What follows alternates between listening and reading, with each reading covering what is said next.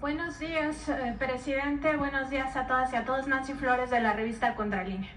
Presidente, antes de hacerle mis preguntas, quiero despedirme de este ejercicio de libertad de expresión y de derecho a la información muy importante. Rompió el cerco mediático impuesto por las corporaciones a lo largo de los años, y me parece importante reconocer, en el caso de Contralínea siempre trajimos los temas que investigamos. Usted siempre tuvo respuesta a las preguntas que le hicimos de manera amable, y le reconocemos por ello. También decir pues que el resto de los reporteras también ha venido a externar sus preguntas, en algunos casos también sus críticas, y en otros incluso exabruptos, y nunca se tuvo una represalia por ello hacia los demás. Entonces queda claro que este ejercicio importante ha respetado siempre la libertad de prensa. Quienes no se atrevieron jamás a venir a hacer sus preguntas o cuestionamientos, pues queda claro que lo que les gusta o lo que les parece muy cómodo es estar detrás de los micrófonos y desde ahí lanzar sus temas, algunas veces de desinformación, de infodemia, de posverdad, de mentiras abiertas, directas, y que lo que menos querían era una réplica directa. En ese contexto, pues reconocer la importancia de este ejercicio que fue la conferencia matutina, no solo para la prensa, sino sobre todo para el pueblo de México, y que seguramente desde las ciencias sociales, desde las ciencias de la comunicación, se va a estudiar por lo que significa haber roto ese cerco mediático, además en torno a su figura, que ya todo el mundo lo conocemos. Y ahora sí le hago mis preguntas, presidente.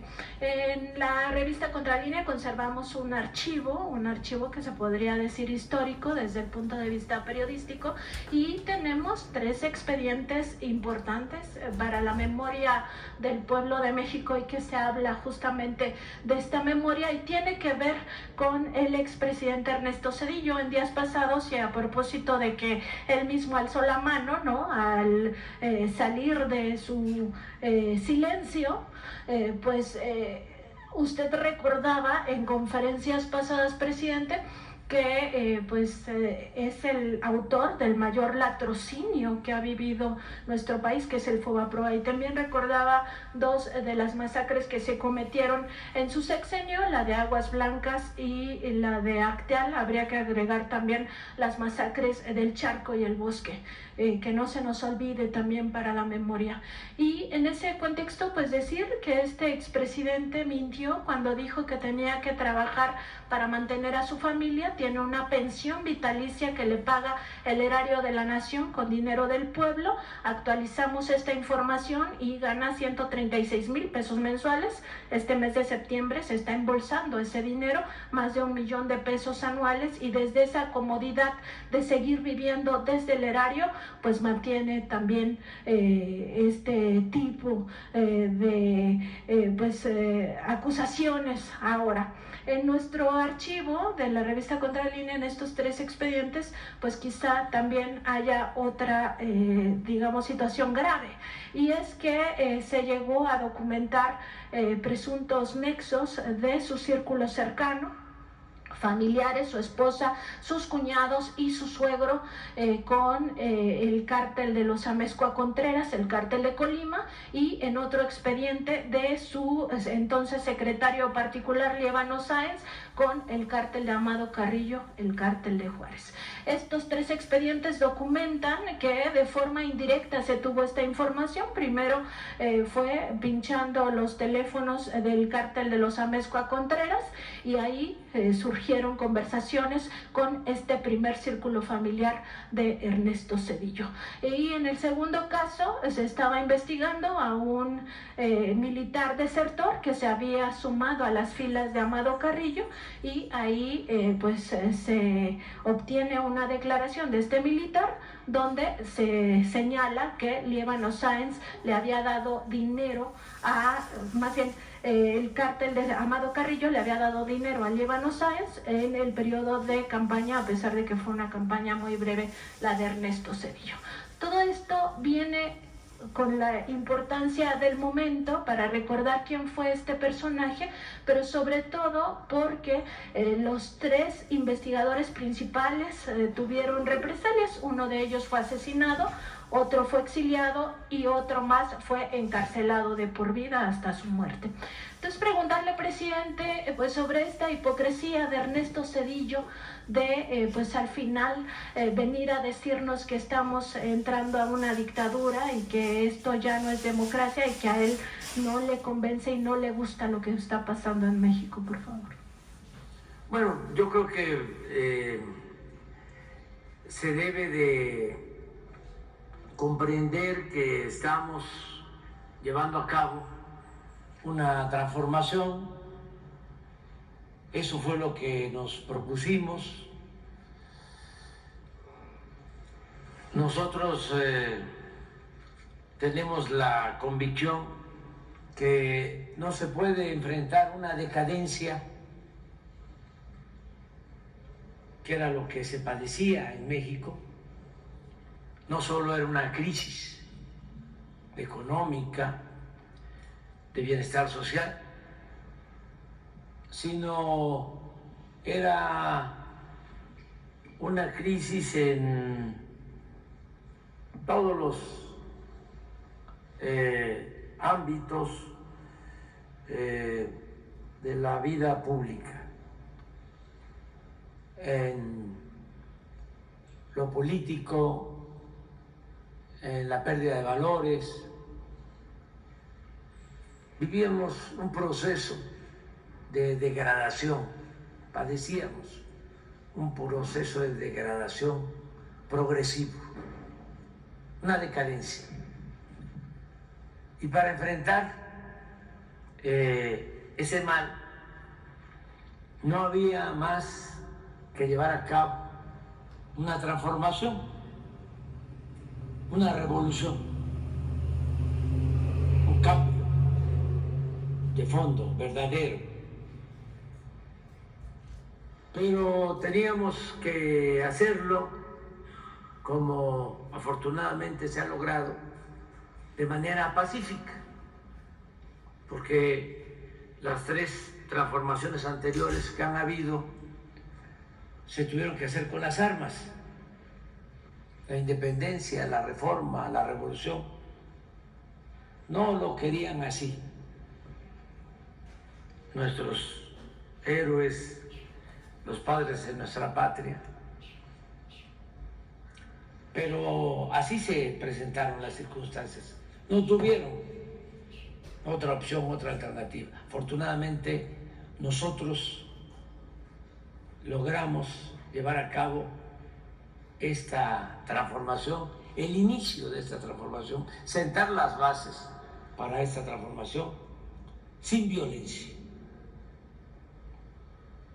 Sin embargo, se trata de una transformación profunda,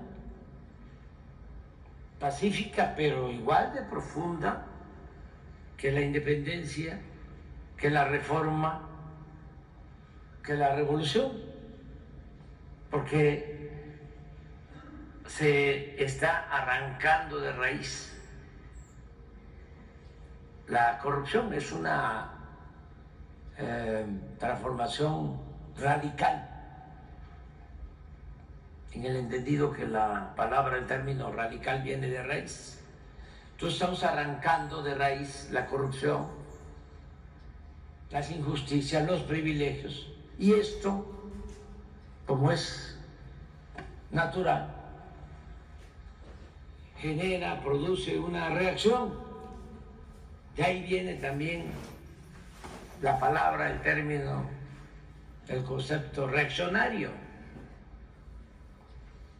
Porque si se lleva a cabo un proceso de transformación, pues tiene que haber una reacción. de los que se beneficiaban del antiguo régimen.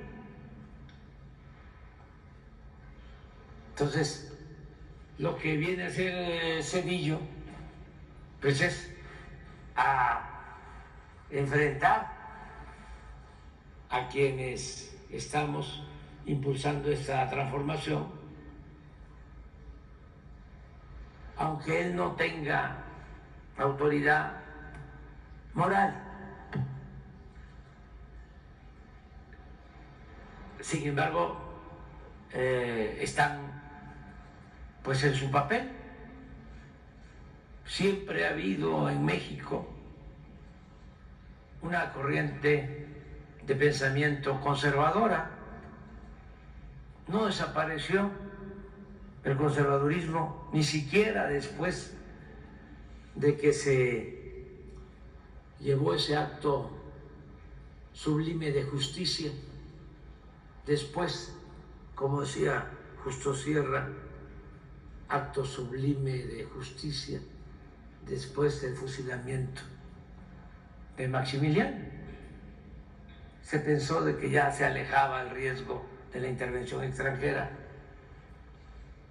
y había triunfado el movimiento liberal y había desaparecido el movimiento conservador.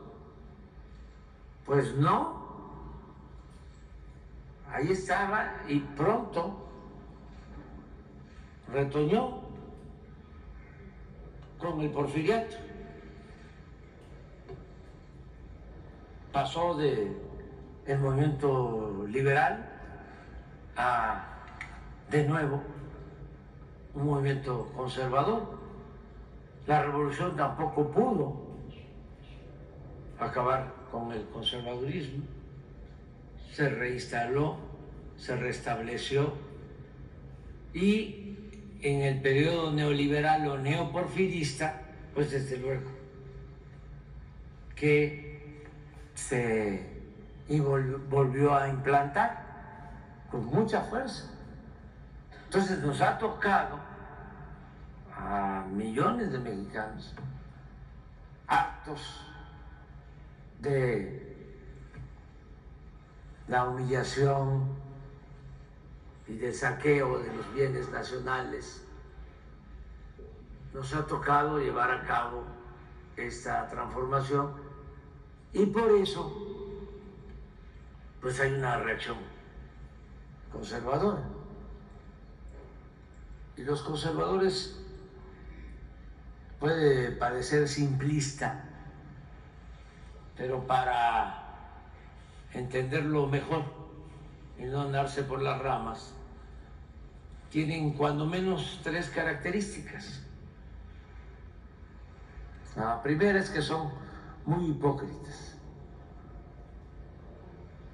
Recordando a Carlos Monsiváis, que decía, me comentó en una ocasión,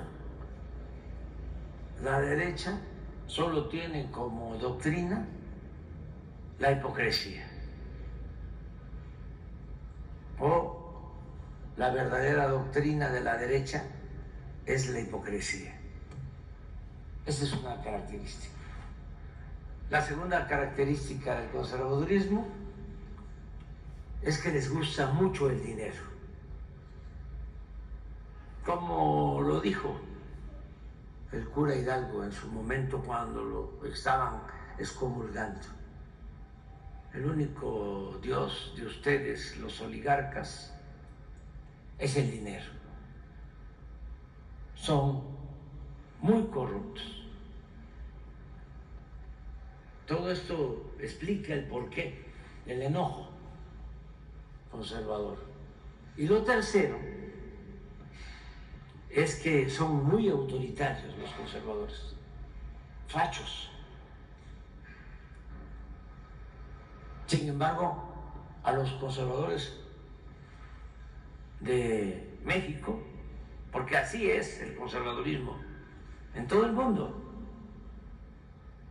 nosotros tenemos la ventaja que como se les ha enfrentado durante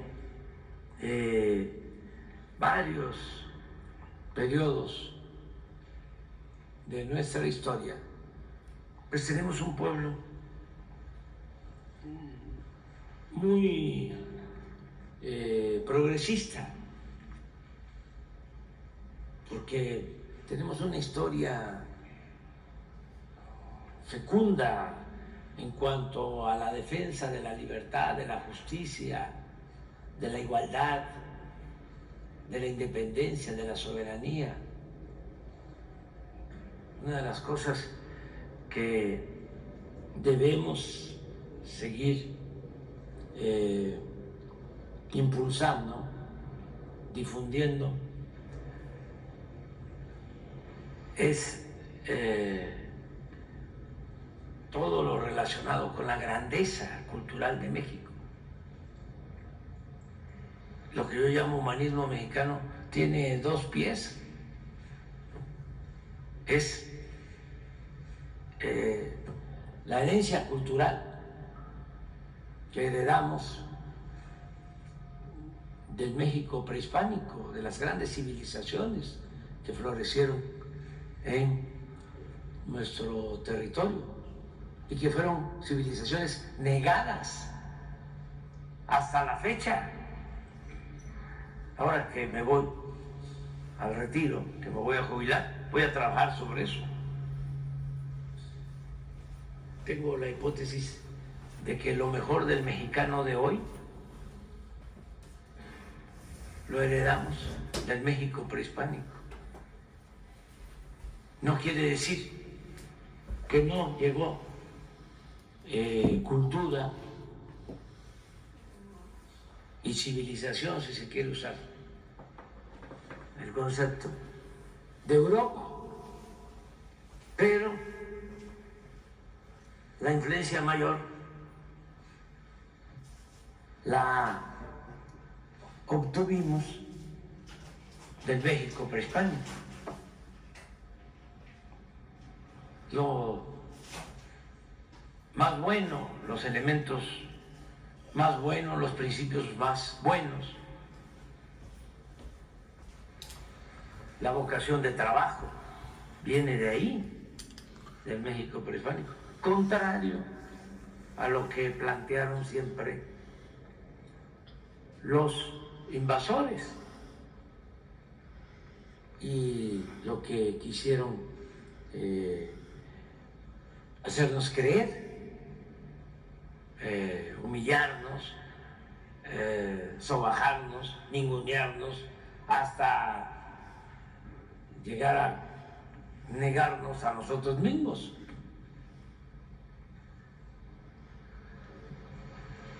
Una desgracia. Entonces, del México profundo, como decía el maestro Bonfil, heredamos la vocación del trabajo, heredamos la ayuda mutua, la solidaridad, el tequio, la mano, la fraternidad, el trabajo colectivo. En la época prehispánica no había propiedad privada, la tierra era comunal, no había trabajo asalariado y no había algo que nos trajeron. La ambición al dinero, la avaricia. Por eso se extrañaban los pueblos originarios cuando ansiosos les pedían que les dijeran dónde estaba el oro, porque tenían esa enfermedad que decían que solo se curaba con el oro. Bueno, nos dejaron nuestros antepasados valores culturales, morales, espirituales. Y eso es lo que nos ha salvado.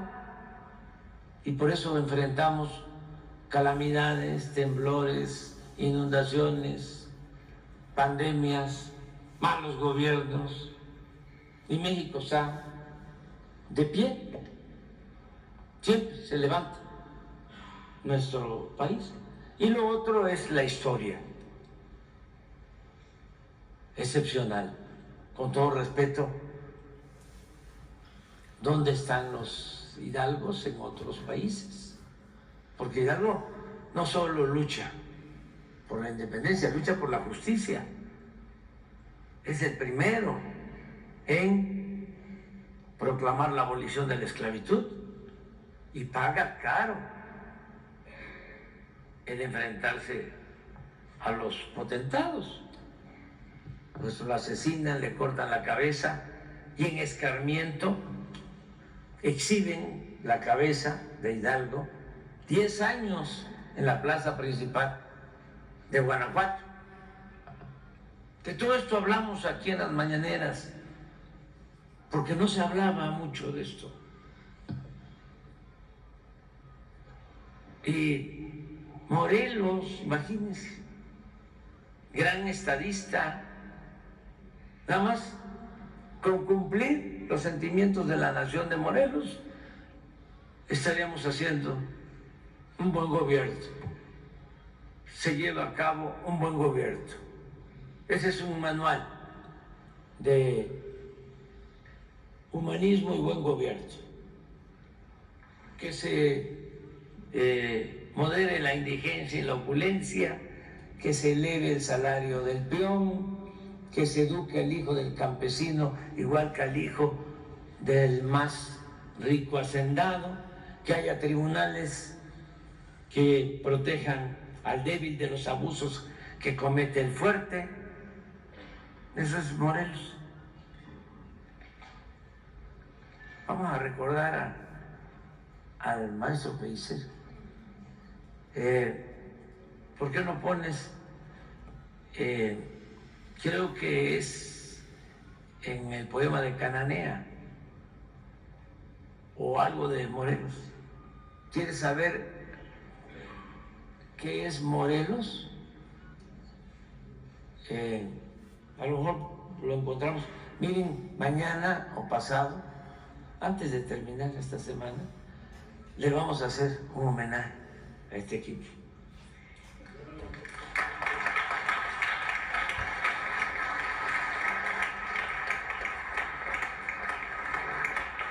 Porque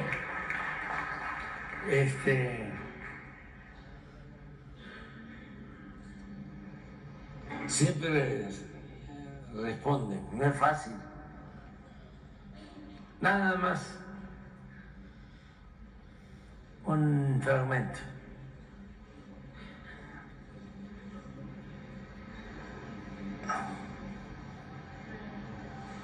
Miren lo que decía el maestro de... A ver si está. ¿A dónde está? Pon el título. Dice...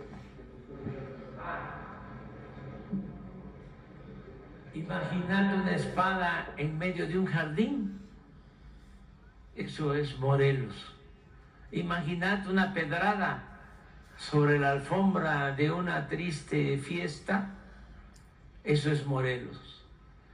Imaginad una llamarada en almacén logrado por avaricia y robo.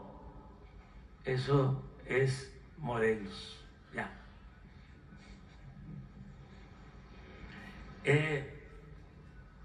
Los Juárez, ¿dónde? Ayer, como aquí se mencionó, inauguramos el Museo de las Leyes de Reforma, porque Veracruz es la historia de México. No se podría escribir la historia de México sin Veracruz, como tampoco se podría escribir la historia de México sin Guerrero, sin Michoacán, y también sin tomar en cuenta otros estados. Pero el caso de Veracruz, pues ahí se consuma la independencia, en 1825, porque en el 21 formalmente se proclama la independencia, es la entrada de Iturbide aquí en la ciudad, pero los españoles no querían irse y se atrincheraron en San Juan de Ulúa y un comandante, Pedro Sáenz de Baranda, con marinos, los expulsan. En Veracruz pues se enfrenta a la intervención francesa, 2 intervenciones estadounidenses, no solo la de 1847, sino la heroica defensa del puerto de Veracruz de 1914. Sin embargo, no había nada sobre Juárez y sobre las leyes de reforma. Y ahí se proclamaron las leyes de reforma, todo un acontecimiento histórico, porque ahí se establece el Estado laico. Eso no se advierte, no sucede en otros países del mundo. Y también es importante aclarar que el laicismo significa, y eso fue lo que también habían resuelto los legisladores, los constituyentes de 1857, la polémica era una religión única, porque se decía, el pueblo tiene una sola religión, ¿para qué se afecta la unidad del pueblo? Y el planteamiento de los liberales es, no puede haber una religión única, que cada ciudadano sea libre de tener la religión que más se ajuste a su manera de ser y de pensar. Y eso es el laicismo, la libertad de creencia, la libertad de tener cualquier religión y también de no tener ninguna, de ser creyente o no creyente. Eso es el Estado laico. Pero en el mundo eso hasta la fecha no se aplica. Y hay que también entender, porque en efecto la mayoría de los mexicanos hasta la fecha, en ese entonces más eran católicos. Y Juárez y los liberales emprenden el movimiento de reforma contra el clero, no contra la religión. Juárez era anticlerical, no antirreligioso. Ignacio Ramírez, que era un liberal radical, llegó a decir, aun cuando lo excomulgaron, llegó a decir, yo me hinco donde se hinca el pueblo, porque tenían esa característica, eran respetuosos de las creencias del pueblo. Entonces, nosotros tenemos pues esa dicha de que hemos estado siempre a la vanguardia de las transformaciones en el mundo. La primera revolución social del siglo XX es la Revolución Mexicana. La primera constitución que garantiza los derechos sociales es la Constitución de 1917, antes que triunfara la Revolución Rusa. Ya aquí se había llevado a cabo la revolución y se garantizó el derecho de los campesinos a la tierra, el derecho de los trabajadores a jornadas justas, a salarios también justos, a prestaciones, al descanso obligatorio que no había en la época de Porfirio Díaz. Era trabajar 16 horas diarias sin día de descanso. Se tenía que trabajar los domingos y nada de vacaciones, reparto de utilidades, nada de eso. Todo se lo debemos al movimiento revolucionario. Entonces nosotros tenemos esa historia y tenemos por eso que agradecer a nuestros antepasados, y eso también nos permite enfrentar a los conservadores, nos da facilidad. Pongamos el ejemplo de Colombia, nuestros hermanos colombianos, que los queremos tanto y nos queremos tanto. Ellos nunca han tenido, hasta ahora, un gobierno progresista. Nunca en la historia. Siempre gobiernos conservadores. El general Mel, pues indígena, secretario de Simón Bolívar, tuvo que salir expulsado de Colombia y llegó a Chiapas y se incorporó al movimiento liberal del presidente Juárez, pero nada más eso. Y siempre conservadores. En el caso nuestro, no. Juárez, el mejor presidente de México. Madero, apóstol de la democracia. El general Cárdenas. Entonces, por eso entiendo que les cuesta mucho a los conservadores de hoy enfrentar nuestro movimiento, y por eso resistimos y, repito, les agradecemos porque no pasan de insultos, de guerras sucias, de campañas de desprestigio. AMLO, presidente narco, ¿no? En sociedad con gobiernos extranjeros, las agencias de esos gobiernos que son muy dados a intervenir en la vida de los pueblos independientes, porque pues es una mala costumbre, ¿no?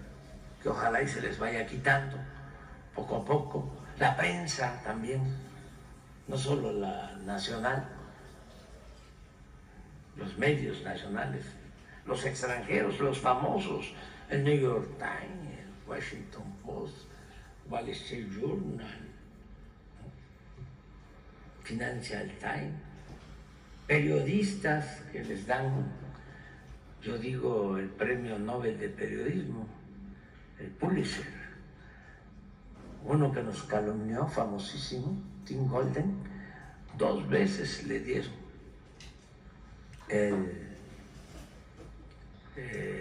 Pulitzer.